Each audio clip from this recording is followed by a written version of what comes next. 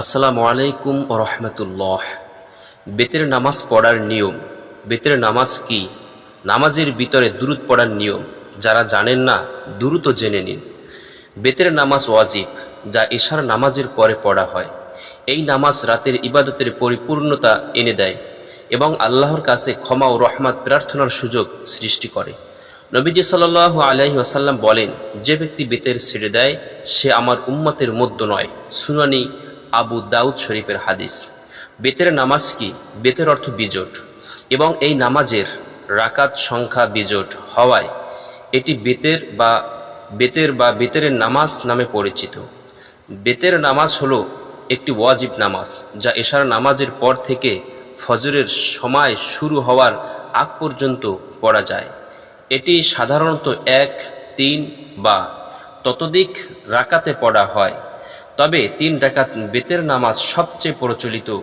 নবীজি সাল্লাল্লাহু আলাইহি ওয়াসাল্লাম বলেন, বেতের নামাজ 3 রাকাত পড়ো। সহিহ মুসলিম হাদিস। বেতের নামাজের নিয়ম। বেতের নামাজ পড়ার নিয়ম হলো নিয়ত। বেতের নামাজের নিয়ত করুন। উদাহরণ, আমি 3 রাকাত বেতের নামাজ ওয়াজিব আদায় করছি আল্লাহর জন্য। প্রথম 2 রেকাত অন্য ফরজ বা সুন্নাত নামাজের মতো পড়ুন। প্রতি রাকাতে সূরা ফাতিহার পর একটি সূরা পড়ুন। রুকু, সেজদা এবং 2 সেজদার মাঝে দোয়া পড়ুন। দ্বিতীয় রাকাত শেষে তাশাহুদ। তৃতীয় রাকাতে সূরা ফাতিহার পর একটি সূরা পড়ুন। তারপর আল্লাহু আকবার বলে হাত বেঁধে দোয়া কুনুত পড়ুন। আল্লাহুম্মা ইন্না নাস্তাঈনুকা ওয়া নাস্তাগফিরুকা ওয়া নু'মিনু বিকা ওয়া নাতাওয়াক্কালু আলাইকা ওয়া নুসনি আলাইকাল খায়র ওয়া নাশকুরুকা ওয়া লা নাকফুরুকা ওয়া নাখলাউ ওয়া নাতরুকু মান ইয়াফজুরুকা।